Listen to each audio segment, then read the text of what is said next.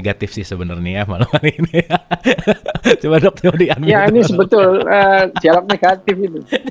jadi kemarin udah ada kesepakatan kalau Dokter Ya, Yohasan kesini ngobrolnya dialog yang dialog negatif. negatif. Ya. supaya beda ya, supaya nggak positif terus. Oke, Dok, pertama terima kasih banget waktunya pasti ini di tengah-tengah kesibukan di sana lagi hektik menyempatkan waktu untuk berbagi, untuk diskusi dan memberikan ilmu kepada kita semua. So malam hari ini aku nonton nonton tayangan Dr. Yohasan bicara tentang otak, spiritualitas dan altruism tuh menarik banget dan banyak yang pengen didiskusikan. So malam hari ini diangkatlah topik itu, kita berbicara antara otak, spiritualitas dan altruism. Ya, apa sih, gimana hubungannya, gimana reaksi otaknya, terus gimana yang terjadi sama tubuh. Nah, kita akan kupas tuntas malam hari ini bersama Dok Des dalam Dialog Negatif episode 258. Ya, So, silakan Dok. Dialog negatif. Iya, ini memang kita ini kan selalu menilai positif itu bagus dan negatif itu jelek ya. Iya. Ya, padahal ya kalau kita bicara positif negatif ya, misalnya angka negatif 2, angka negatif 3 di mana jeleknya gitu. Iya, betul. Ya, kalau misalnya kita bilang minus 2 dikali 3 gitu. Kalau jawabnya nggak -6 kan salah ya. Jadi di mana jeleknya negatif ini? Kalau kemudian arus listrik nggak ada negatifnya juga nggak bisa nyala. Ya memang kita ini menilai itu ikut-ikutan aja kok. Kita nggak tahu yang baik yang mana, yang jelek yang mana, itu cuma ikut-ikutan. Misalnya kalau kita sendawa atau sendawa ya, gitu ya, legenda orang Jawa itu. Nah, kalau di Jogja dan di Solo makan nggak sopan banget itu, nggak sopan. Nah kalau di Sumatera Utara kalau kita makan terus itu kan menghormati yang menjamu. Jadi ya kita itu value atau nilai itu ya ikut-ikutan aja sih gitu. Kita nggak tahu sebetulnya itu yang mana baik mana jelek, itu cuma ikut-ikutan. Apa yang dianggap baik di suatu tempat dan di suatu saat belum tentu baik di suatu tempat dan di saat yang lain. Kalau bahasa Arabnya bias itu kan berarti ya dok ya? Ya kalau bahasa Arabnya itu kan urf itu tradisi atau segala sesuatu yang dianggap baik itu oleh orang Arab itu ya. Karena orang yang melakukan kebaikan melakukan urf jadi ma'ruf gitu ya. Iya. Ini kok belajar bahasa Arab ini ada apa? Oh, ini karena ada hawa-hawa Ramadan kayaknya. Nah, iya, By the way, warung-warung di sana tutup nggak Ramadan, Dok? Ya tutup kalau malam jam 1 malam ya tutup. Orangnya pulang. Lah iya kan sebetulnya itu ya, siapa yang puasa gitu ya. Kalau misal ya sama dengan saya ini misalkan ini, saya tidak minum ini karena keyakinan saya melarang. Loh ya nggak apa-apa keyakinanmu, kamu jangan minum ini loh. Kenapa? Karena menurut keyakinanku ini nggak boleh diminum. Ini kan asu namanya. Orang kamu yang yakin orang lain nggak boleh minum gitu. Bener. Ya. Saya yang yakin buat diri sendiri juga ya. Orang kamu yang yakin kok orang lain suruh nggak minum. Ya asu banget ini. Asu aja nggak gitu. Oke, nah itu tadi kan kita yang nyenggol-nyenggol yang namanya spiritualisme itu ya beda-beda sih, tergantung orangnya. Spirit sendiri itu ya kalau kita balik ke asal muasal spirit itu di mana gitu. Kalau kita berbicara spirit, kalau kita runut ke belakang sejarah spiritual awalnya kan mesti ada. Kapan sih orang mulai ngarang-ngarang yang aneh-aneh gini gitu kan? Mulainya itu kapan mulainya? Tentunya dulu ada percikannya ya, pasti ada percikan awalnya. Ya, percikan awalnya di mana gitu. Nah, kalau kita membahas sejarah dulu, belum sampai ke otaknya. Nanti kita bahas otaknya juga karena sejarah ini kalau kita mempelajari, kalau kalau dulu orang mempelajari masa lalu manusia itu ya salah satunya dengan arkeologi atau antropologi gitu ya. Nah, sekarang pendekatan yang lebih akurat adalah mempelajari genetika dan mempelajari otak manusia itu sendiri. Jadi kita akan tahu kira-kira misalkan 12.000 tahun yang lalu yang pikiran orang-orang ini apa sih gitu ya. Nah, bahkan kalau kita dengan genetika kita bahkan mempelajari kita ini ya 2 juta tahun yang lalu ini apa kita ini gitu ya. Itu kita mempelajari. Nah, saya mempelajari gabungan antara genetika dan neuroscience yang namanya neurogenetika. Nah, ini memang yang suka nggak banyak itu. Hanya orang-orang gila yang mau mempelajari ini. Orang aneh. Orang aneh. Oke, Dok. Ya, hanya orang-orang gila.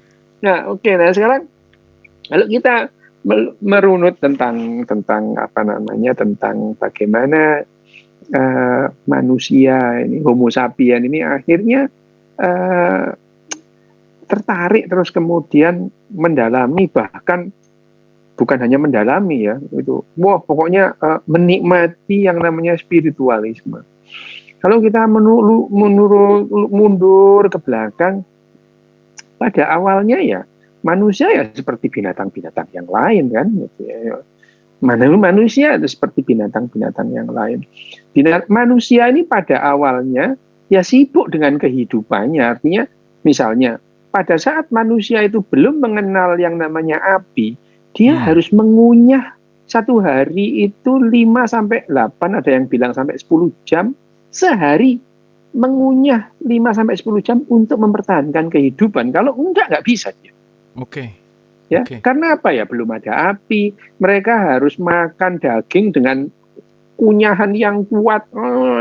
Jadi sehari mengunyah sampai 10 jam sehari untuk mempertahankan kehidupannya. Sehingga manusia itu betul-betul sibuk untuk mempertahankan kehidupannya. Ya, pada saat manusia mulai memanfaatkan api, nah ini titik baliknya ini.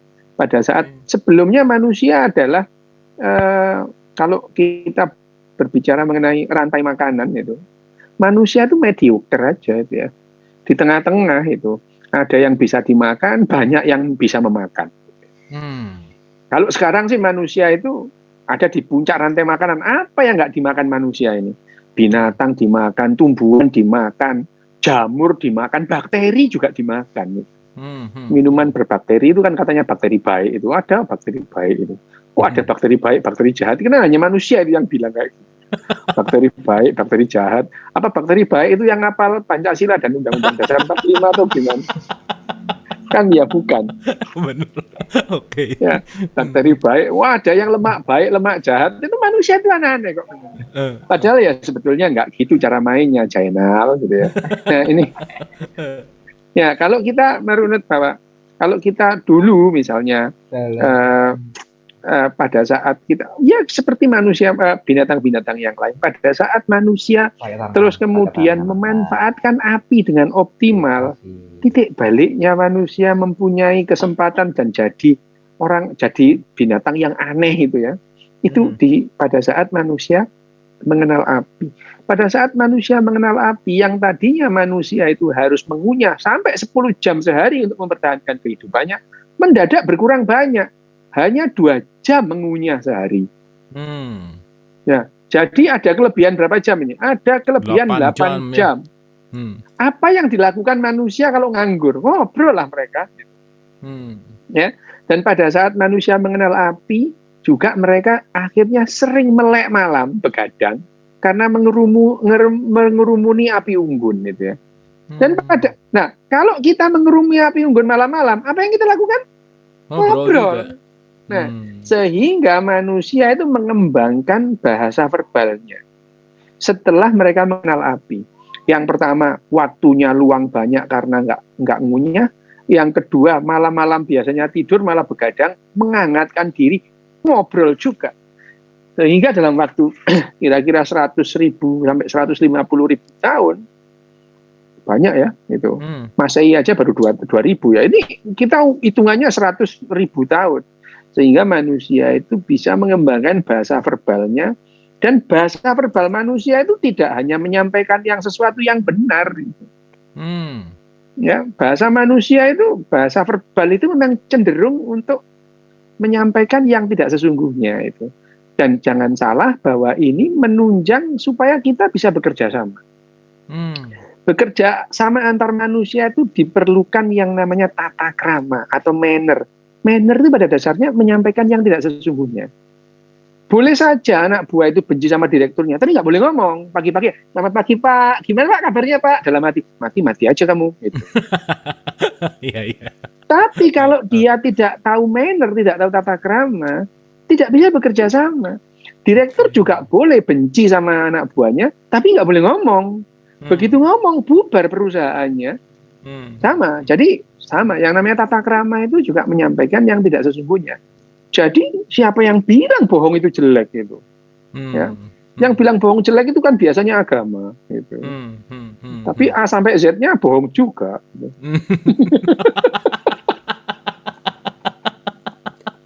Bener ya. Bener.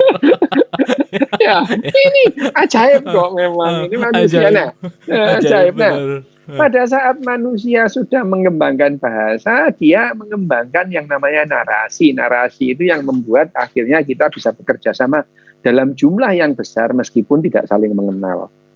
Nah, tapi kalau kita berbicara mengenai spiritualitas tadi itu, spiritualitas kita itu bisa dilacak dengan di otak kita, ya, otak kita. Awalnya kenapa kita punya spiritual itu, yang sebenarnya spirit itu, di awal sekali yang dalam sejarah manusia itu adalah animisme. Anim itu jiwa, misme itu ya. Pada saat itu manusia itu menganggap semua, ya binatang, ya tumbuhan, ya batu, ya rumput itu punya jiwa, punya anim itu. Jadi literally atau secara nyata orang-orang pemburu pengumpul waktu itu, nenek moyang kita memang berbicara itu. Tuh batu saya mau lewat ya. Amit-amit ya saya mau lewat gitu. Ya mereka tahu batu nggak bakal ngomong, tahu gitu. Tapi itu adalah betul-betul mereka itu berbicara dengan batu, dengan pohon belimbing, beng. Sebentar ya aku mau manjat ya beng gitu. Ya, mereka juga paham bahwa belimbing itu udah akan ngomong balik, iya man jatuh ya lari lagi dia. Gitu. Kalau belimbingnya ngomong.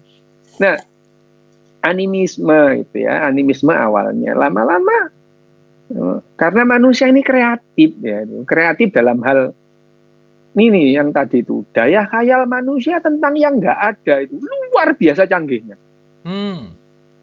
Tapi daya khayal manusia tentang yang mungkin terjadi sangat terbatas itu. Kalau manusia itu diminta menjelaskan tentang apa yang dipercayai, misalkan itu, kamu percaya nggak, mengimani Hera nggak? Mengimani. Coba jelaskan Hera. Hera itu dia itu seneng sama Zeus, tapi dia nggak suka-suka amat. Zeus yang jatuh cinta. Wah, dia sengarang-arangnya itu luar biasa. Itu. Bahkan sifatnya Hera ada berapa dia tahu. Itu. Sifat wajib, sifat jaiz, sifat mustahil pun punya dia itu. Tahu itu. Ketemu aja belum pernah dia tahu sifatnya itu. Wah itu ya. Tapi begitu dia bisa diminta menjelaskan manusia ini apa yang kira-kira terjadi secara sesungguhnya, mampet gitu misalnya. Kalau ditanya tadi sifatnya Hera, sifatnya Zeus itu, wah bisa. Tapi ditanya mulai kapan manusia itu makan nasi, mendadak goblok. Gitu. Dia tidak bisa mengimajinasikan kapan kira-kira manusia itu mulai makan itu. Tidak bisa itu. Tapi kalau mengkhayal yang aneh-aneh dia bisa. Nah, itu memang khas otak manusia ya, otak manusia, karena sebabnya dia bisa mengembangkan narasi. Nah, pada akhirnya dia tidak hanya mengatakan bahwa yang namanya batu itu punya jiwa itu ya. Punya jiwa, tapi bukan itu. Batu ini ada penunggunya itu. Jadi ada sesuatu yang di luar eksistensi batu saya sendiri itu yang menunggu batu itu. Itu ya. Wah, akhirnya dia punya yang namanya dinamisme. Lama-lama dia politeisme, gitu ya. Banyak itu. Lama-lama politeisme kebanyakan dipangkas mereka jadi dualisme. Ada Tuhan baik, ada Tuhan jahat. Itu tentunya ya itu orang-orang Zoroaster, gitu. Ahura Mazda dan Ahriman itu. Ya. Lama-lama kebanyakan dua satu aja gitu. Monoteis itu. Tapi meskipun sekarang itu pada umumnya loh ya, masih banyak juga sih yang politeis. Yang monoteis itu lebih banyak, tapi sekarang pun di otak-otak orang yang monoteis itu jejak politeis, jejak animisme itu masih ada. Orang percaya Tuhan Maha Esa, dia tapi percaya hantu penunggu pohon belimbing. Lah apa bukan animisme itu namanya gitu. Ya itu. Ya. Dia percaya kepada Tuhan yang Maha Kuasa. Dia percaya juga pada wali yang diberi percayaan oleh Tuhan untuk menolong manusia. Apa bukan politeisme namanya itu. Jadi jejak animisme, jejak politeisme itu masih ada dalam otak kita itu, meskipun perjalanannya itu lama juga, tapi jejak-jejak itu masih belum hilang. Nah, sekarang kalau kita ini adalah isme-ismean pada manusia ini ya.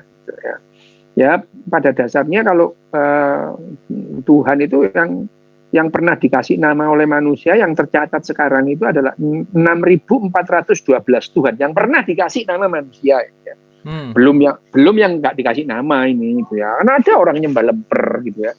Nyembah lemper habis disembah dimakan. Ya nggak apa-apa sih, ada manfaatnya jelas. Ada yang menyembah belum jelas ada apa enggak juga nggak apa-apa itu. Nah, tapi kalau kita melihat, perkembangan spiritualisme pada otak manusia yang mempunyai sejarah yang panjang itu tadi, sehingga spirit yang disebut spiritualisme pada manusia itu juga berbeda-beda. Pada otak kita itu berbeda-beda. Pada ajaran yang sama itu spiritualisme itu bisa beda-beda. Bisa beda-beda. Misalnya ini, ada satu agama yang terbelah lah itu teologinya itu, bahwa Tuhan itu maha kuasa apa enggak gitu. Ada yang bilang maha kuasa. Itu kalau maha kuasa berarti dia enggak maha adil dong gitu. Maha kuasa kok gitu. Ya suka-suka dia yang menambah kuasa gitu ya. Dalam satu agama pun spiritualisme bisa beda-beda. Ada yang percaya surga neraka, ada yang nggak takut sama surga sama neraka. Aku nggak takut nerakamu, aku nggak butuh surgamu. Yang aku butuhkan cuma kamu. Itu juga berbeda. Macam-macam spiritualisme berbeda. Dan ada juga, ini kalau kita berbicara, ada yang namanya spiritualisme yang berupa religiositas. Religiositas itu dasarnya apa? Dasarnya ya imbalan. Imbalan itu bisa berupa siksaan, bisa berupa hadiah gitu. Nah, kalau kita berbicara mengenai pahala dan dosa itu, di otak kita ada pusat konsep reward and punishment, itu ada di otak kita ya. Di otak kita itu ada ya. Otak mamalia, tikus pun juga sudah ada itu gitu ya. Nah, ini kalau kita lihat otak ya, ini otak kita. Otak ini ya. Kalau di dalam itu ada yang namanya daerah-daerah limbic system yang merupakan pusat emosi. Di daerah limbic system itu ada satu tempat kecil yang berbentuk almond namanya amigdala. Ya, karena bentuknya seperti almond makanya disebut amigdala. Nah, bentuknya seperti almond. Nah, dia di sini juga di dalam amigdala itu ada yang namanya NACC, nucleus accumbens, NACC. Nukleus accumbens ini yang merupakan pusat dari beberapa hal termasuk emosi, termasuk yang namanya konsep reward and punishment itu. Ya, pada tikus pun juga sudah ada. Konsep reward and punishment itu sudah ada. Nah, misalnya ini ya. Ini ada yang namanya eksperimen terhadap tikus, sudah lama sih ini ya, itu ya. Tikus itu ya. Tikus putih tikus putih kecil yang disebut yang gede itu kan namanya Sprague-Dale itu yang gede. Nah, yang Winstar yang kecil itu. Winstar ini ditaruh di akuarium gitu ya. Ditaruh di akuarium terus kemudian dia dibiarkan untuk berusaha memanjat kacanya itu. Gitu ya, memanjat kaca. Nah, pada saat rata-rata pada saat menit ke-15 gitu ya. Menit ke-15 tikus-tikus ini menyerah gitu. Tikus-tikus ini menyerah. Jadi dia mengapung gitu ya, gitu, mengapung gitu. Nah, dilakukan eksperimen ya. Dilakukan eksperimen. Tikus-tikus ini bukan pada menit ke-15 tapi pada menit ke-14 tikus-tikus ini diselamatkan, dikeringkan, dibiarkan naik gitu ya, terus kemudian dibukakan jalannya, dia naik, terus dikeringkan, dikasih makan. Ya. Nah, setelah itu beberapa hari kemudian, 1 minggu, tikus ini diperlakukan dengan sama, dimasukkan ke dalam akuarium lagi itu. Nah, dan rata-rata tikus itu ternyata tikus itu setelah pada menit ke-14 itu 1 menit sebelum menit ke-15 yang biasanya dia nyerah, dia diselamatkan, pada saat pengalaman berikutnya dia tidak berhenti pada menit ke-15. Rata-rata mereka berhenti pada menit ke-20 itu.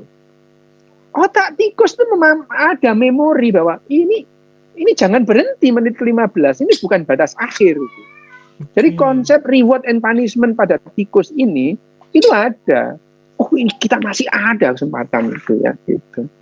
Nah ini penelitian ini bukan baru, tahun 60-an itu ya, bahwa pada saat kita sebetulnya peneliti-peneliti waktu itu mau mencari tempat yang namanya memori itu di mana.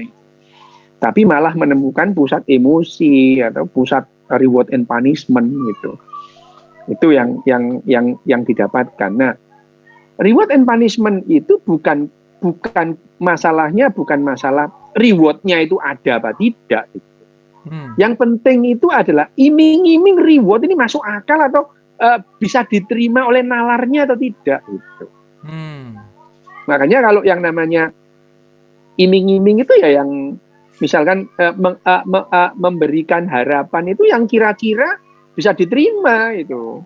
Kalau misalkan yang di luar nalarnya dia nggak percaya. Misalkan di luar misalnya di tempat yang kering gitu, diiming-imingi ada sungai yang mengalir, ya semua mau itu. Lah kalau di tempat yang banyak sungainya ngapain di belakang rumah wadah gitu. Iya, benar.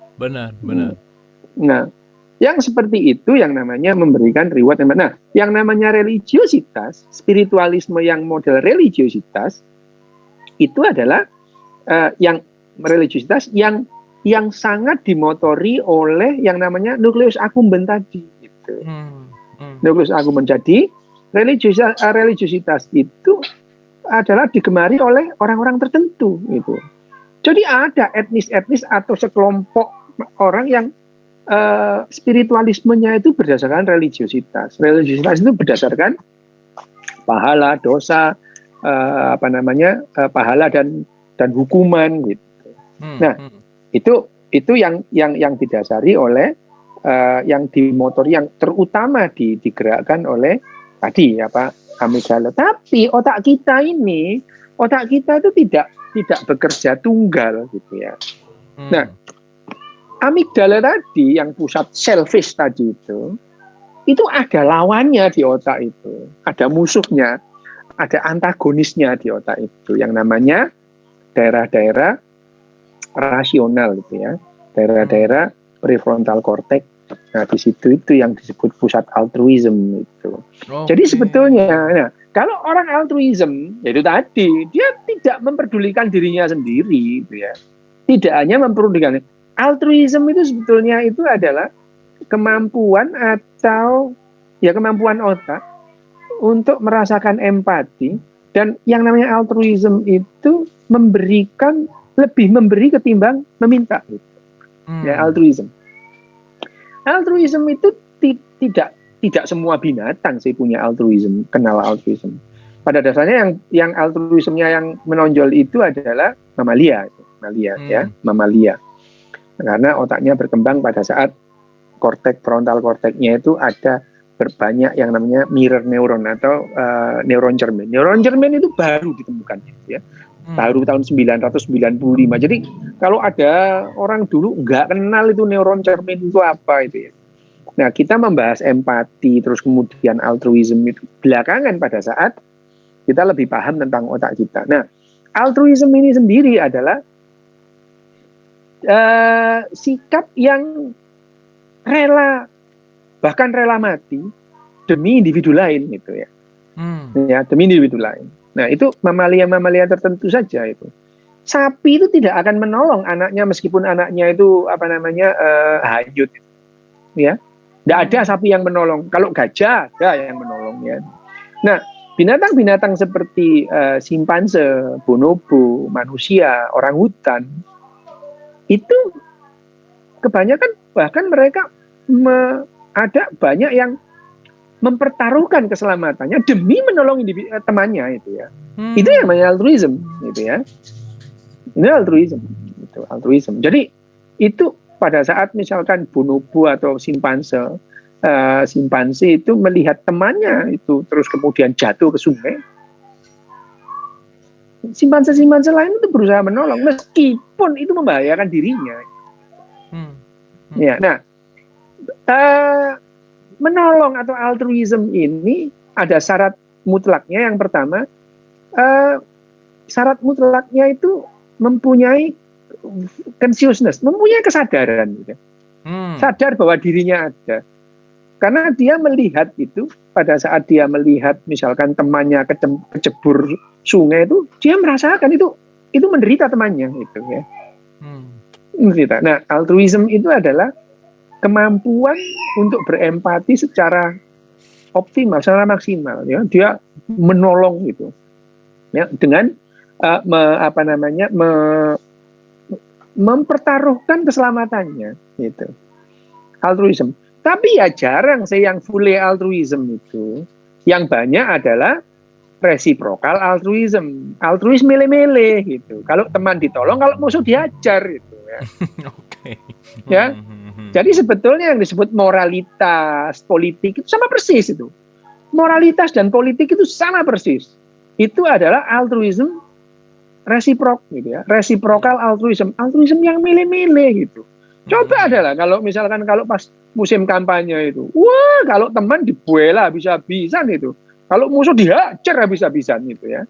Jadi sebetulnya itu reciprocal. Nah, kalau kita kembali ke spiritualisme, karena yang namanya otak tadi, yang namanya selfish center, pusat egoisme tadi itu, yang di amigdala, nucleus accumbens itu punya musuh bebuyutan yang namanya orbitofrontal cortex yang merupakan pusat altruism. Ya, meskipun kalau ditanya altruism itu letaknya di mana di otak, ya nggak nemu itu. Karena yang namanya otak itu bekerja secara simultan. Karena yang namanya altruism itu selalu ya, yang namanya kesadaran manusia, perilaku manusia, apapun bentuk perilakunya, yang pertama terlibat adalah memori. Ya, nggak mungkin orang itu kenal altruism kalau nggak punya memori. Dia memori itu tentu ini teman, ini lawan, itu kan perlu memori itu ya. Yang kedua adalah emosi gitu. Ini adalah fungsi-fungsi tertua dari otak mamalia. Jadi memori dan emosi itu penting. Jadi kalau kita pusat altruisme di mana? Pusatnya iya gitu ya. Ada itu. Di orbital. Tapi di mana letak altruisme? Ya di semua otak ini gitu. Sama. Religiositas pusatnya, tempatnya di mana religiosity di otak? Tuh, kalau kita mengingat motor utamanya amigdala, tapi bagian mana dari otak itu yang mengendalikan religiositas? Semua, karena religiositas itu juga memerlukan memori, gitu. Nah, kalau nggak mau memori, siapa yang diajari sekarang sahur jam 4 besok ya? Karena diajari, ada memori di situ. Gitu. Ada yang memberitahukan begini loh itu, dan masuk memori dan emosi, dan akhirnya pada saat kita merekonstruksi memori yang muncul adalah tidak sama persis dengan apa yang terjadi itu. Nah, itu yang menyebabkan. Kalau di agama kan ada soleh, Dok, orang yang soleh gitu ya misalnya. Ya, itu, nah, kalau orang yang soleh di otaknya di bagian apa tuh, Dok? Nah, soleh ini kan berbuat baik ya. Hmm. Ya, beramal soleh gitu ya. Beriman itu belum tentu beramal soleh katanya. Gitu. Nah, itu kaitan di otaknya di bagian Soleh gitu. Kalau soleh berbuat baik. Nah, sekarang kalau kita berbicara baik buruk itu kan jadi bias. Ya, beramal soleh itu soleh menurut siapa gitu. Oke. Tapi kalau kita berbicara altruism, ya altruism pasti soleh sih. Iya. Soleh belum tentu altruis itu. Ya. Soleh belum tentu altruis pasti soleh gitu. Nah, soleh belum. Nah, altruis kalau kita berbicara soleh, kita berbicara tentang konsep kebaikan itu apa gitu. Ya. Kalau saya tanya, perang itu amal soleh bukan? Bisa jadi bisa gitu. jadi mempertahankan ya untuk iya bisa jadi iya, orang yang altruis murni atau altruis hebat nggak bakal mau dia perang gitu. Karena yang namanya memukul, kita menyakiti orang, itu kita perlu mematikan pusat-pusat empati kita. Jadi sekedar nonton adu tinju itu kita dilatih untuk mematikan pusat-pusat empati kita. Melihat orang ditempelengi dan kita itu antusias dan senang, itu memerlukan kita shutdown beberapa pusat empati gitu. Berarti kalau ada orang yang lagi marah, mukul itu shutdown banget tuh empatinya. Shutdown itu. Iya itu. Kalau orang itu empatinya sangat tinggi, semarah apapun dia tidak akan menyakiti individu lain. Gitu. Ya, jadi kita itu dilatih nonton tinju dari kecil itu ketahuilah bahwa sampean itu dilatih mematikan empati itu. Dan tapi pada saat kita itu mengumpulkan kekuatan untuk meningkatkan ikatan kelompok, mematikan empati itu penting itu. Ya, jadi tidak bisa dibilang bahwa empati itu bagus atau tidak empati itu jelek, enggak, gitu ya. Bagaimana kalau tentara itu terus kemudian disuruh berempati, kapan perangnya? Gitu. Iya benar, nggak bisa ini ya, nggak bisa nembak ya. Ya, nggak bisa itu. Nah, sekedar kita itu nonton tinju, diajak nonton tinju oleh bapak kita teriak-teriak, kita akan mengatakan bahwa it's fine melihat orang berdarah-darah itu ya. Tapi kalau memang orang bakat altruisnya tinggi, sejak kecil dia nggak akan tega lihat tinju gitu ya. Lihat adu jangkrik, lihat pertarungan ikan cupang sampai berdarah-darah gitu. Mereka nggak akan tega gitu. Karena empatinya yang luar biasa. Nah, ini masalah bakat gitu. Bakat itu kalau dilatih ya makin hebat gitu. Jadi ya jangan heran ada orang-orang kalau misalkan dalam tradisi agama Islam ada sufi yang benar-benar sufinya itu sudah nggak umum gitu ya. Ya karena bakatnya gitu. Nah, karena bakat. Nah, spiritualisme, kita kembali ke spiritualisme. Kalau spiritualisme yang didrive oleh altruisme itu ya jadinya ya itu tadi seperti spiritualisme yang altruisme yang macam orang-orang sufi itu ya. Yang dia melakukan itu bukan untuk dirinya. Ya memang misalnya mereka itu melakukan kebaikan itu bukan untuk dirinya, bahkan dia nggak kepingin lah.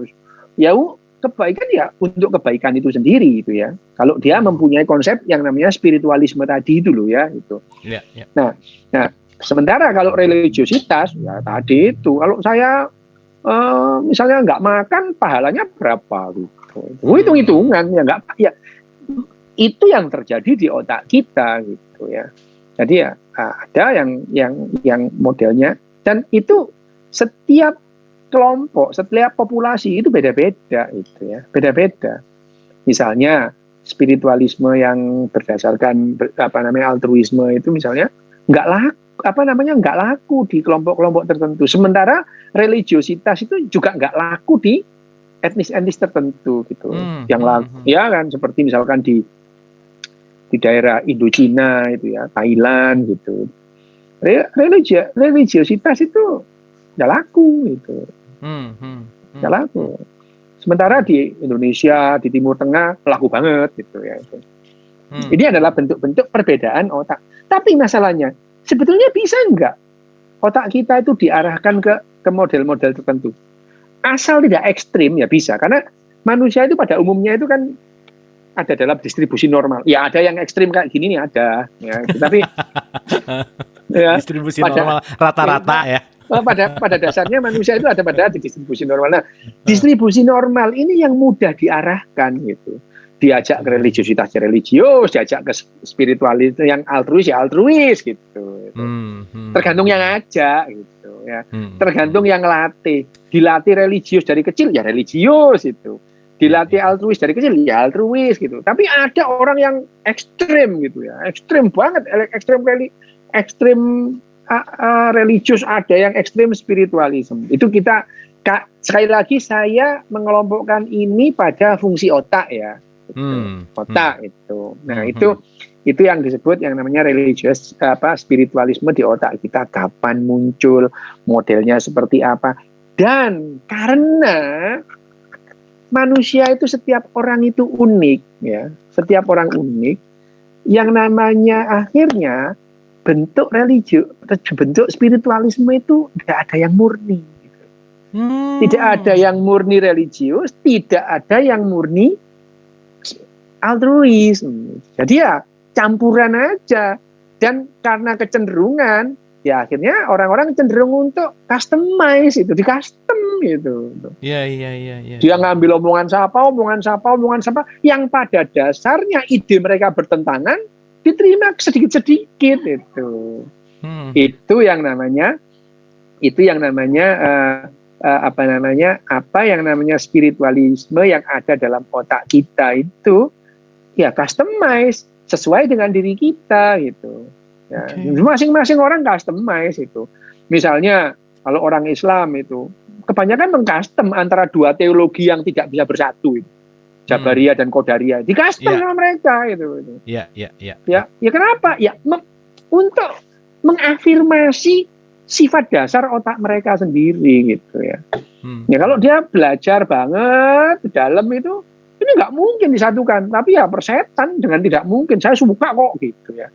Jadi artinya yang namanya spiritualisme pada setiap individu, meskipun budayanya sama, meskipun dikenalkan secara sama, karena memori, karena emosi, akhirnya setiap orang, setiap individu, spiritualismenya itu berbeda. Ada juga sih orang yang akhirnya nggak kenal spiritualisme itu ya ada.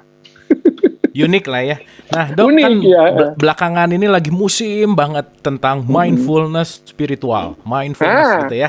Kan lagi musim banget tuh. Nah, dan kalau ngelihat juga mungkin nanti akan kita kaitkan sama Ramadan misalkan gitu ya, karena itu adalah salah satu juga kaitannya. Nah, si mindfulness, belajar ke spiritual dengan ketenangan diri, ketenangan batin gitu ya dalam tanda petik. Nah, si ketenangan batin, ketenangan diri dengan mindfulness tuh kalau di fungsi otak tuh apa sih yang terjadi, Dok? Orang yang melakukan let's say praktikal meditasi misalkan, atau praktikal apapun lah dengan ritual apapun yang membuat dirinya tenang, calming, sehingga dirasakan ada ketenangan batin. Nah, kalau di otak tuh gimana terjadinya, Dok? Oke. Sebetulnya yang namanya meditasi itu diteliti sejak lama sih sudah gitu. Bahkan orang yang pertama kali meminta ahli-ahli syaraf untuk meneliti meditasi itu adalah Dalai Lama sendiri. Gitu.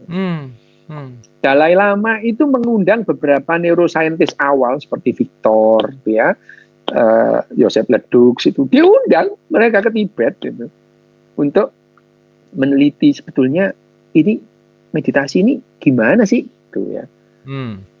Tapi ya sebetulnya Dalai Lama ini orang yang logis gitu ya. Setelah diberitahu bahwa sebetulnya ini ya gak mengubah apapun sih gitu ya. Misalnya salah satu penelitiannya dari ribuan lama atau dari ribuan pendeta yang ada di Tibet, mereka mempraktekkan yang namanya meditasi. Dan meditasi itu tidak satu, macam-macam. Ada ratusan bentuk lah meditasi itu, ya itu. Ada meditasi macam-macam. Jadi kalau ngomong meditasi itu sebenarnya seperti olahraga ya. Olahraga itu sehat apa enggak? Ya olahraga apa dulu gitu ya itu. Ya sama dengan yang namanya meditasi. Meditasi itu macam-macam itu. Saya tidak menyebutkan satu persatu, nanti dibilang saya mempromosikan. Enggak lah ya. Gitu ya. Oke. Enggak. Tetapi akhirnya setelah lama, setelah mulai tahun 94 sampai tahun 2009 sampai 2018 itu ya, tahun 2018 kemarin itu ada sekitar 180 riset besar gitu ya, belum lagi cabang-cabangnya itu ya, yang meneliti tentang meditasi. Dan misalkan dari 1.000 katakan ya, dari 1.000 orang yang mempraktekkan meditasi, terus kemudian yang bisa, terus kemudian sampai dia bilang bisa melihat dirinya itu 4 orang. Dari 1.000, 4 orang yang berhasil. Kira-kira teknik ini bagus apa enggak? Iya, nggak efektif ya? Berarti ya. Lah iya, misalnya kalau ada orang batuk, 100 orang batuk, dikasih satu obat, 85 orang sembuh, obat batuk ini bagus itu. Tapi kalau yang sembuh cuma 4 orang, itu kebetulan aja itu. Nah, dari statistik itu ya, kalau orang yang meditasi itu, terus kemudian dia berhasil seperti yang dijanjikan itu, dari 1.000 itu cuma 4 orang, berarti teknik ini ada manfaatnya enggak? Ya enggak signifikan gitu, salah satunya. Terus kemudian bahwa meditasi itu menyehatkan. Patokannya apa itu? Orang dia tetap sakit, orang diabetes mellitus disuruh meditasi tetap diabetes kok gitu ya. Ya, tetap diabetes. Enggak ada yang namanya meditasi itu menyembuhkan sakit, itu enggak pernah ada. Gitu. Enggak pernah ada gitu. Ya, itu yang diteliti itu ya. Dari sekitar 800 cabang, 880 sekian itu, hanya sekitar 17 yang confirm bahwa itu memberikan manfaat untuk kesehatan. Tapi itu pun juga terbatas gitu ya. Nah, itu tentang manfaat untuk kesehatan. Nah, tentang mindfulness itu sendiri gitu ya. Mindfulness itu sendiri. Tidak semua meditasi tujuannya adalah untuk mindfulness. Tidak semua. Tidak semua gitu. Hanya ada, saya tidak usah nyebutkan, ada yang misalkan latihannya itu menghitung nafas gitu ya. Menghitung nafas. Memang sih itu menghitung nafas itu kan dalam rangka misalnya kita latihan untuk apa yang terjadi dengan saya disadari dengan penuh itu. Yang nggak penting juga sih kita menyadari dengan penuh apa yang kita lakukan gitu. Misalnya kalau saya makan ini ya, minum ini, terus saya ini adalah yang saya minum adalah metil alkohol, kalau dicampur lah apa manfaatnya apa? Oh, dinikmati aja gitu ya itu. Oke. Ya itu. Jadi kalau misalkan kalau kita mindfulness, kita makan makan nasi ini, yang kita makan adalah Oryza sativa dari keluarga Gramine. Lah ngapain gitu ya itu? Ya itu. Ya pada hal-hal tertentu mindfulness itu ya nggak usah itu ya. Nah, hanya saja memang kita ini terakhir itu orang ngomong mindfulness itu apa sih gitu. Bahkan kalau Mas Abu misalkan datang ke negara-negara Eropa, itu nggak penting banget, itu nggak ada orang ngomong mindfulness kayak di Indonesia ini, nggak ada gitu. Meskipun modul-modul dasar kehidupan yang diterapkan orang-orang Eropa, masyarakat Eropa, meningkatkan mindfulness mereka. Mereka itu mindful tanpa digembar-gemborkan mindfulness. Oke. Ya, apa sih modul-modul dasar kehidupan itu? Satu, cara makan, cara memperlakukan sampah, gitu ya, cara memperlakukan orang lain, gitu. Ya, di Jepang misalnya, di Jepang ini kalau ada orang tua anaknya belum pulang sampai jam 12 malam, mereka nggak ribut, tenang mereka, karena yang namanya komunitas akan memperlakukan anaknya dengan baik. Hmm. Hmm. Mindful. Mereka itu tidak pernah disuruh latihan mindful dengan meditasi, nggak pakai gitu. Tapi mereka mindfulnya itu karena latihan sejak TK gitu ya. Mereka latihan memperlakukan orang hamil di bis bagaimana, memperlakukan orang tua di bis bagaimana, memperlakukan orang tua di kereta bagaimana. Dilatih sejak TK gitu. Yes. Ya. Mereka paham betul bahwa udah itu jadi habit akan, ya dok ya, habit. udah jadi apa ya, tabiat hari-hari gitu ya. Iya, karena itu latihan. Seperti Mas Abu, nggak bisa sepedaan itu terus dikasih teorinya. Naik sepeda itu tangannya pegang setir, pantatnya di sadel, terus kemudian kakinya di pedal. Kita diberitahu 100 kali, kalau nggak latihan juga nggak bisa. Gitu. Yes. Nah itu mindfulness itu kalau nggak diterapkan tiap hari, setiap saat itu juga gitu. Anak-anak Jepang itu sejak TK diajari kalau misalkan ada dompet ketinggalan, mereka nih ada dompet ketinggalan, ada handphone ketinggalan nih gitu. Kalian kalau mainanmu atau handphonemu atau gadgetmu ketinggalan, kalian sedih nggak? Sedih. Nah ini orangnya juga sedih, jangan diambil. Nanti kalau orangnya ingat dia datang gitu. Ya. Mereka nggak dikasih tahu, jangan diambil. Tuhan Maha melihat, nanti dosa. Enggak itu. Nanti dosa, pakai iming-iming dosa lagi ya. Iya itu. Wah, itu. Mana ada? Dikasih tahu dari kecil itu ya tetap aja kalau di Plaza Indonesia handphone hilang tertinggal 5 menit, amblas lah itu. Nah, hal-hal yang semacam ini meskipun mereka itu tidak ada gembar-gembor mindfulness di misalkan di negara-negara yang bahagia, Denmark, Swedia, Finlandia itu. Tapi modul-modul dasar kehidupan yang diterapkan untuk anak-anak mereka itu membuat mereka mindful gitu. Mindful atau self awareness ini adalah tonggak utama yang namanya kecerdasan emosi itu. Kecerdasan emosi. Jadi mereka sadar penuh sampai akhirnya subconscious bahwa orang kehilangan gadget, kehilangan handphone, ketinggalan dompet itu mereka sedang sedih dan mereka akan membantu. Kalau mereka itu tidak mengambil, dia akan membantu kesedihan. Ya itu ya. Yes. Ya.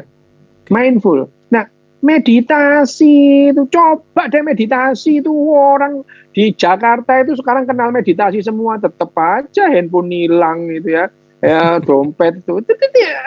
Meditasi itu tidak akan membuat orang itu handphone itu kehilangan, ditinggal itu enggak. Itu karena latihan gitu ya.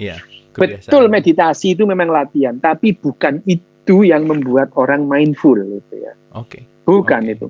Memang betul meditasi itu adalah latihan untuk mindful. Tapi itu tadi, misalkan dari 1000 praktisi meditasi, kalau ada 4 orang yang bisa mindful, ya teknik itu jelek itu. Tapi semua orang anak di Jepang, di Finlandia, di Denmark dilatih kayak gitu. Dan semua tidak ngambil barang yang ketinggalan. That's sukses it. Ya. Ya itu, nggak usah aneh-aneh itu. Itu mau diterapkan di kita gimana caranya dong?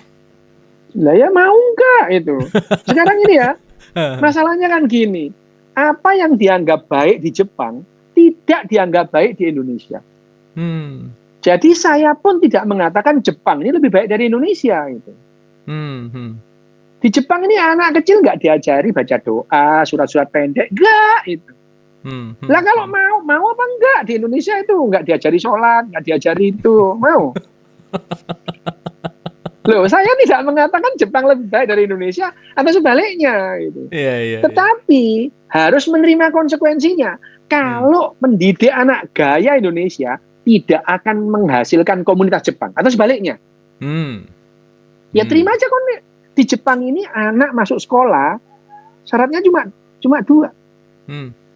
Cuma 2, dia bisa makan sendiri, dia bisa pup dan pipis sendiri, dah gitu.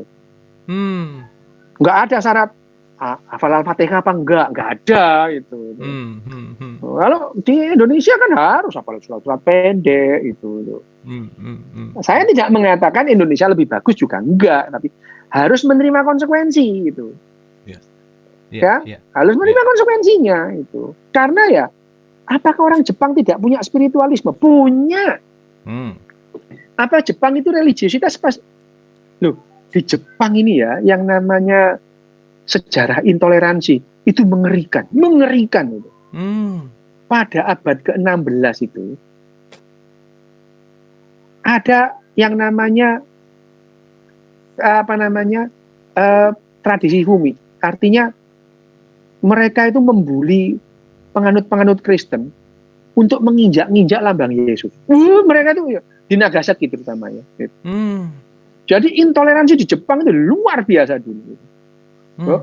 Bahkan misionaris Kristen itu dipenggali itu di Nagasaki itu, dipenggal itu, disuruh pergi itu. Jadi di Jepang pun itu sejarah intoleransi itu juga mengerikan gitu. Untungnya apa sialnya ya, nggak tahu ini ya. Untungnya Jepang ini pernah punya raja gila yang namanya Meiji gitu. Dan itu yang membuat semuanya ini berubah gitu. Meiji, dan orang Jepang tetap dengan klinik-kliniknya gitu. Tapi mereka sangat empatinya tinggi. Jadi mereka punya klinik, mereka menyembah Tuhan-Tuhannya sendiri, mereka menyembah barang-barang yang ingin dia sembah, tapi dia nggak resek sama orang lain. Gitu. Misalkan ada orang nyembah patung Buddha kayu gitu tuh ya, sembayang itu nggak ada orang, kamu tadi sembayangnya kurang jedit, itu nggak ada gitu. Nggak ada. Nggak iseng ya, nggak iseng. Enggak itu, nggak resek gitu ya. Kamu sembayang, gayamu ya gayamu itu ya. Nggak ada misalkan sekedar mengingatkan bajumu tadi terbuka dikit itu sekedar mengingatkan, itu memang tapi kata-kata paling banget itu ya, itu senjatanya itu padahal itu orang yang tidak punya empati sama sekali itu, ya. Bener, empati itu tidak punya empati sama sekali. Saya juga tidak mengatakan orang yang berempati itu lebih bagus daripada yang tidak punya empati, tidak gitu. Saya hanya menjelaskan bagaimana otak kita ini bekerja, bagaimana otak kita itu bisa dilatih. Otak orang Jepang ini seperti sekarang ya karena dilatih sejak kecil gitu. Dilatih sejak kecil. Dari spiritualisme di Jepang ini kayaknya setiap saat orang sembahyang, bikin sushi aja sembahyang kok mereka itu, kayak bikin sushi itu kayak sembahyang itu, kayak nyembah susinya itu tuh digulung gitu ya. Jadi dia masing-masing orang punya spiritualisme sendiri-sendiri yang berbeda-beda gitu ya. Ada yang berdasarkan religiositas, ada yang berdasarkan altruisme gitu ya. Religiositas di Jepang pun akhirnya dengan latihan-latihan yang ketat dengan modul-modul dasar kehidupan itu, mereka juga nggak seleng rese itu. Ya, yang dulunya, Jepang ini yang mengerikan itu. Bahkan Jerman sendiri yang sekutunya Jepang pada saat Perang Dunia Kedua, kaget mereka lihat Jepang itu kayak gitu ya gitu. Jerman itu ya, Jerman yang menjadi sekutu Jepang itu juga kaget melihat intoleransi Jepang, sejarah intoleransi di Jepang itu ya. Dan mereka itu, Jepang itu pas sampai Perang Dunia Kedua itu sadisnya kan nggak ketulungan dia, melakukan genosida di Nanjing gitu ya itu.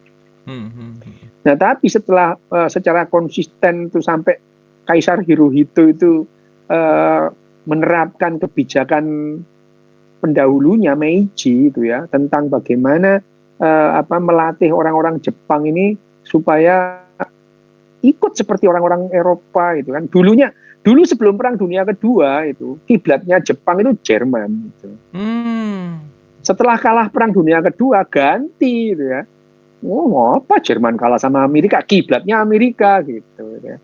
Tapi ya modul-modul dasar kehidupan di Jepang itu menjalankan seperti yang dilakukan orang-orang di Eropa, Skandinavia terutama ya, dan Jerman juga itu. Jadi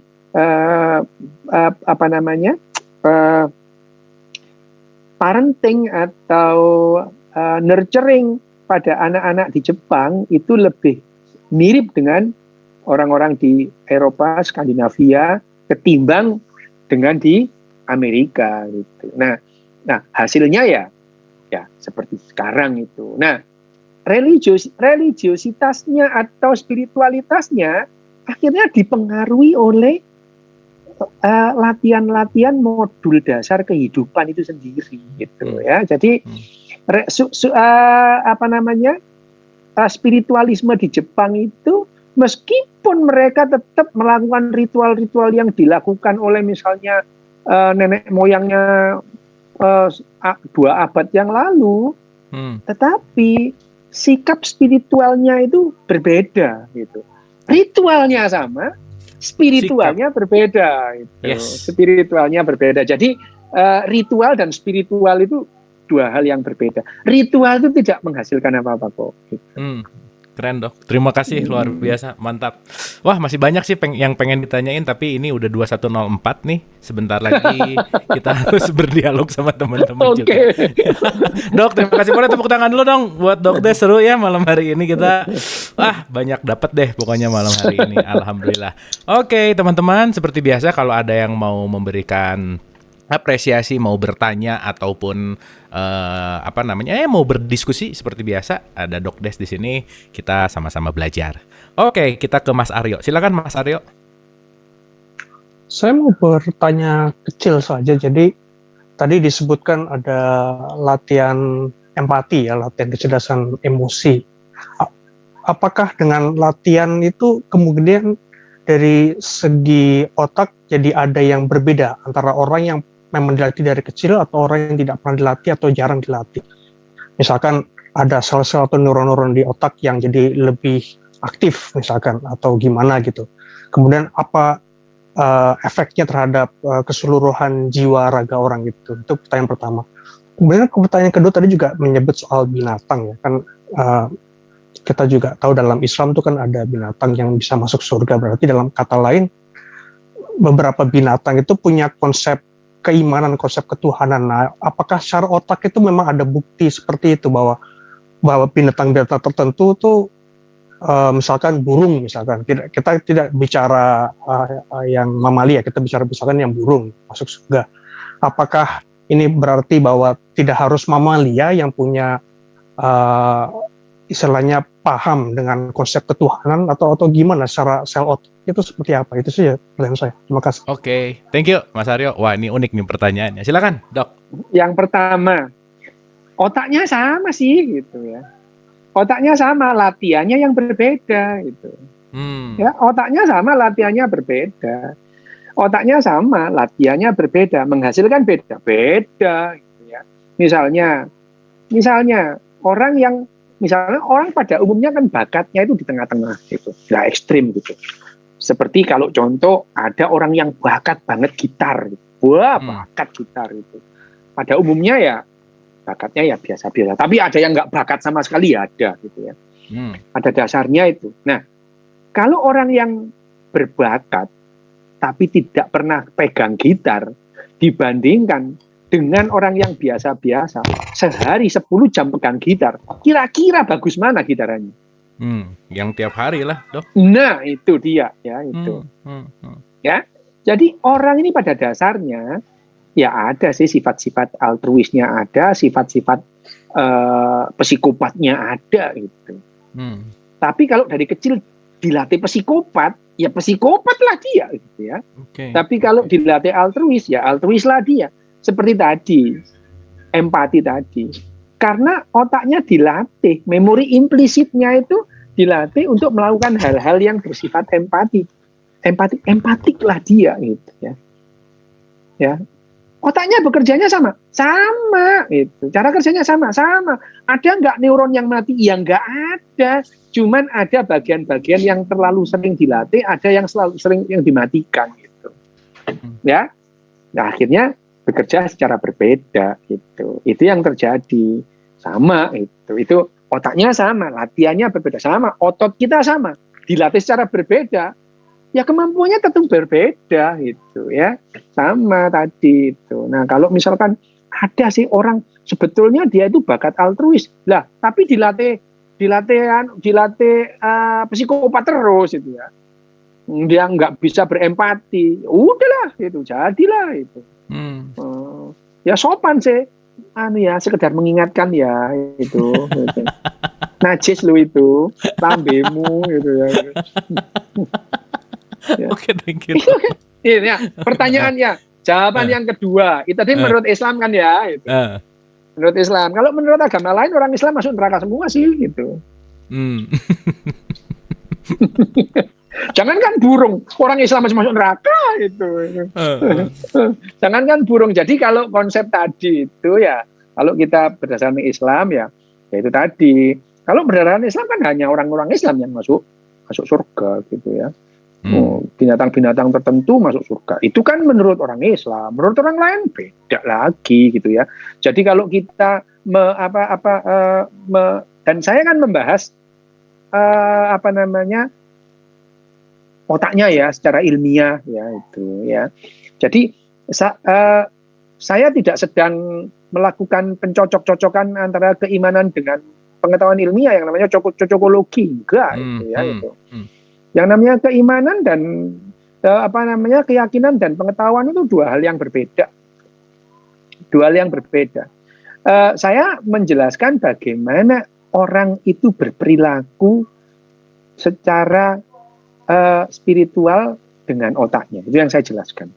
Tetapi mengenai misalkan binatang, saya menjelaskan binatang.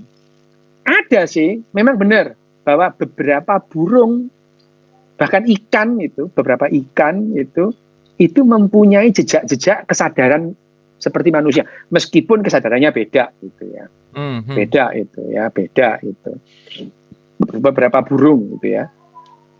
Beberapa yang mempunyai consciousness, kesadaran penuh yang hampir istilahnya hampir menyamai manusia itu semuanya mamalia. Apa namanya? Bonobo, simpanse, orangutan dan lumba-lumba dolphin itu mereka bisa menolong dengan terus kemudian mengambil resiko mereka celaka gitu ya. Itu mereka mempunyai yang namanya otak yang namanya altruisme yang membuat mereka bisa menolong. Gajah pun juga gitu, meskipun tidak semua gajah gitu. Kalau burung, ya burung-burung tertentu itu ada yang memberikan petunjuk bahwa perilaku mereka itu didasarkan atas kesadaran. Tentu saja kesadaran tiap individu itu beda. Jangankan manusia dengan burung atau manusia dengan kelelawar gitu ya. Manusia dengan manusia aja berbeda. Misalnya warna hitam yang dilihat Mas Abu itu tidak sama dengan warna hitam yang saya lihat. Cuman kita sepakat ini hitam gitu. Yes. Ya, yes. Gitu. Yes. Kita sepakat. Warna merah yang saya lihat tidak sama dengan warna merah yang Mas Abu lihat. Hanya saja kita sepakat ini merah. Itu sebabnya ada orang yang suka warna merah, ada orang yang nggak suka. Karena di otak kita itu menghasilkan konsep yang berbeda. Hanya kita sepakat ini merah gitu. Kita sepakat ini merah gitu ya. Nah, kesadaran kita dipengaruhi oleh emosi, oleh memori gitu ya. Ya. Manusia itu kesadarannya sangat dipengaruhi oleh penglihatan gitu. Karena manusia itu mengobservasi lingkungan dan dirinya itu terutama dengan penglihatannya itu. Lah, yang namanya kelelawar beda lagi gitu. Kelelawar itu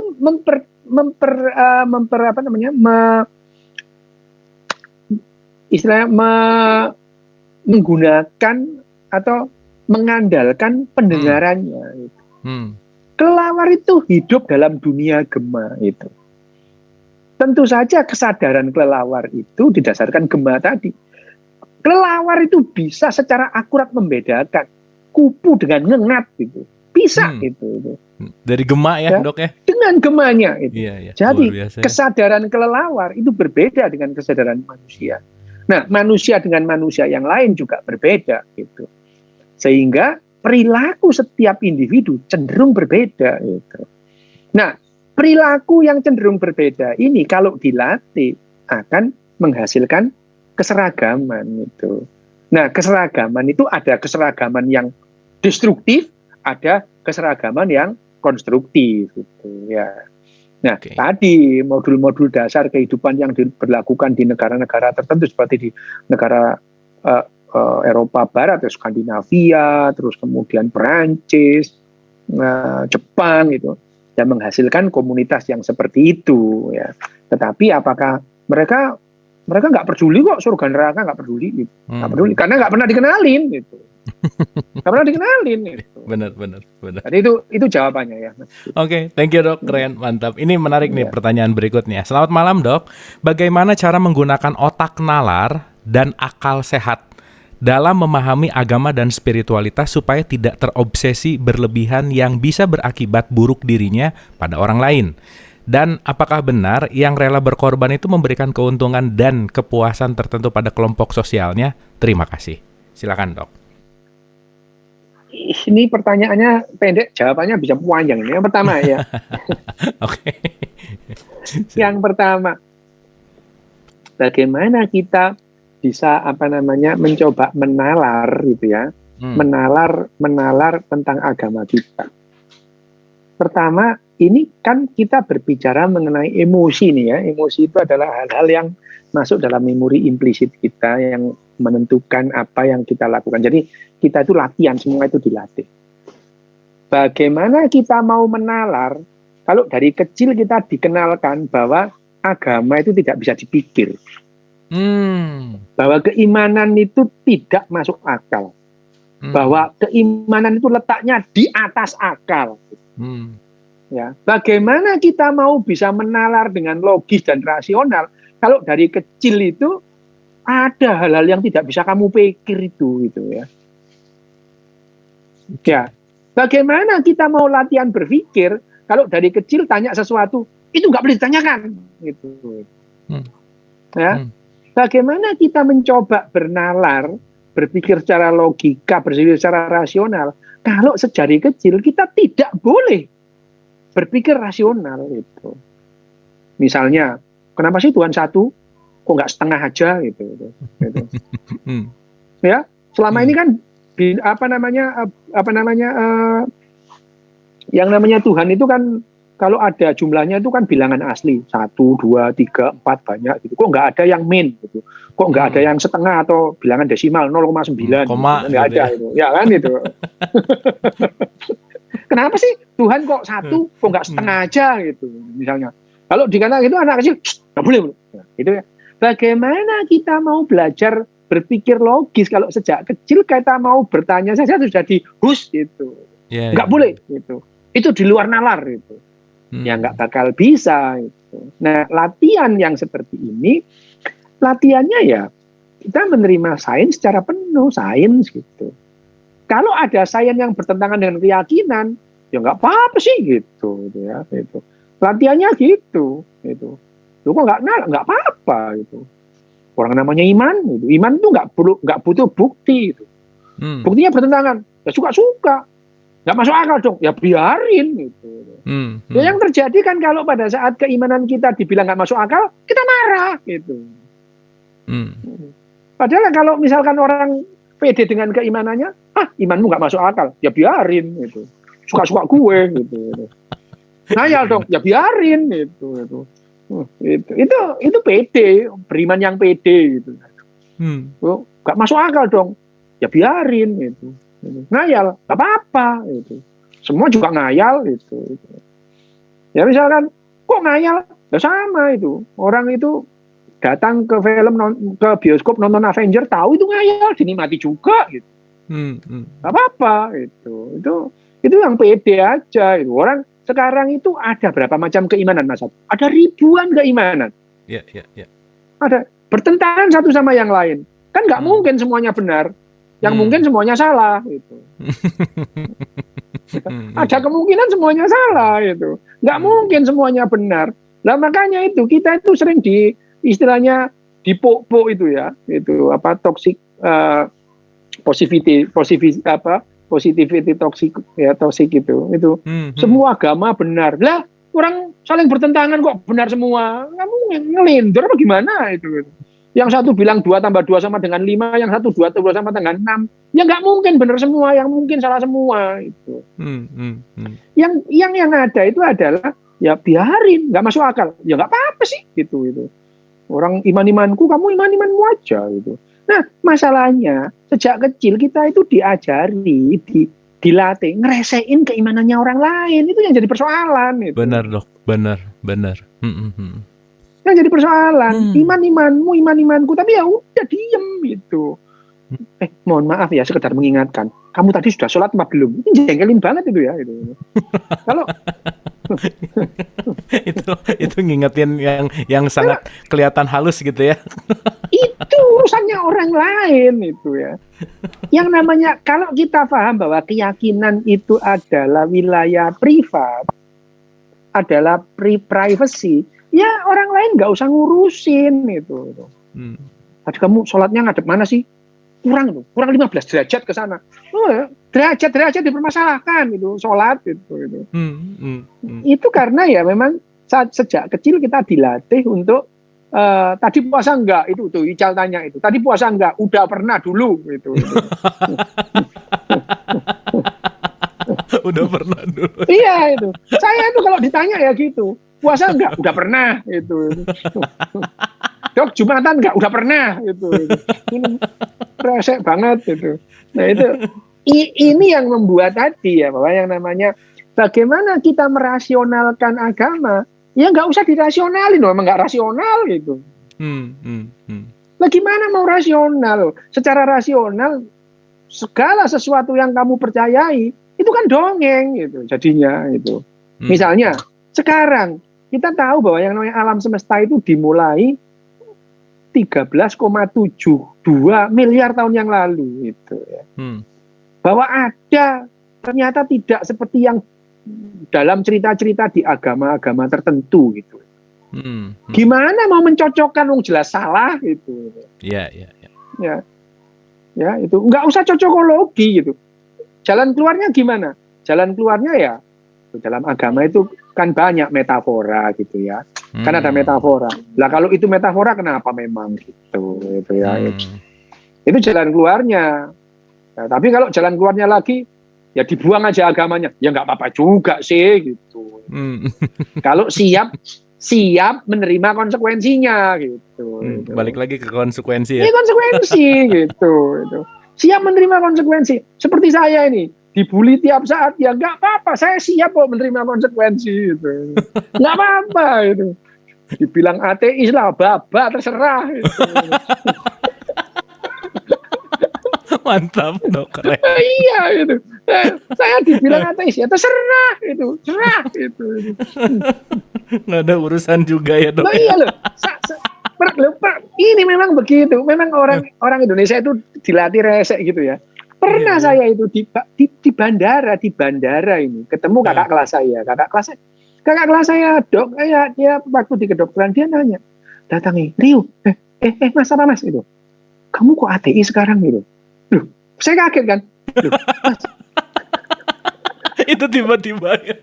Iya, ini ya, nah, karena dia gitu ya saya kerjain balik gitu kan, ateis itu apa mas gitu. Loh, mas kok tahu kalau saya ateis? Itu tulisan-tulisanmu di Facebook, di Twitter gitu kan. Loh, terus saya balik gini. Loh, ateis itu apa sih mas? Itu orang yang nggak percaya Tuhan. Loh, siapa bilang saya nggak percaya Tuhan itu. Saya nggak pernah loh bilang Tuhan nggak ada. Lah gimana? Ada syukur, nggak ada juga nggak apa-apa, nggak penting gitu. Makanya loh, nggak penting sih gitu. Lu kok nggak penting gitu. Loh, kalau bagi sampean penting ya terserah, bagi saya enggak gitu. Makin bingung dia itu saya kerjain gitu. Karena memang kita tuh dari kecil itu dilatih resek kepada orang lain soal begitu-begituan. Jadi ya resek lihat orang itu ya itu. Kalau saya sih siap menerima konsekuensi dari dulu. Dari sejak saya SMA itu saya sudah siap menerima konsekuensinya. Itu hidup-hidup gue, lu nggak usah ngurusin itu. Oke, mantap. Keren. Boleh dong tepuk tangan dulu, keren. Mantap. Malam hari ini memang dialog negatif nih luar biasa. Oke Dok, ini pertanyaan tuh masih banyak tapi udah 2122 udah larut gitu ya. So terima kasih banyak Dr. Rio Hasan yang Udah deh kalau dokter Hasan ngomong tuh udah deh pasti apa ya, membenturkan kita untuk jadi bangun gitu ya, untuk kita jadi awaken. Tapi yang selalu diulang-ulang tadi adalah kebiasaan gitu ya, membiasakan supaya ya lebih baik ya. Tadi pertanyaan saya nanya juga gimana kita mau menerapkan, mau nggak? Ya tergantung kita mau membiasakan atau tidak. Ya kembali kepada kita gitu ya kira-kira. Oke, Dok, terima kasih banyak seperti biasa. Final statement untuk episode 258, sedikit aja final statement, silakan. Oke, kita harus memahami bahwa spiritual setiap orang itu berbeda gitu ya. Berbeda itu. Dan salah satu keunggulan manusia itu adalah kita bisa bekerja sama dalam jumlah yang besar. Nah, supaya kita lebih bisa bekerja sama dalam jumlah yang besar, kita harus memahami mana hal-hal yang privat, mana hal-hal yang publik. Dan kita tidak perlu masuk ke wilayah privat orang lain. Itu aja. Terima kasih. Oke, terima kasih Dok, luar biasa, sekali lagi tepuk tangan. Pokoknya siap menerima konsekuensi ya, itu saya pegang Dok. Bener Dok. Kita harus siap menerima konsekuensi. Ya, apapun yang kita lakukan kita siap menerima konsekuensi. Siap, mantap. Terima kasih Dok. Sekali lagi boleh tepuk tangannya, luar biasa. Sampai ketemu lagi di episode yang akan datang tentunya. Insya Allah Dr. Rio akan kembali lagi pasti ke Dialog Positif ya.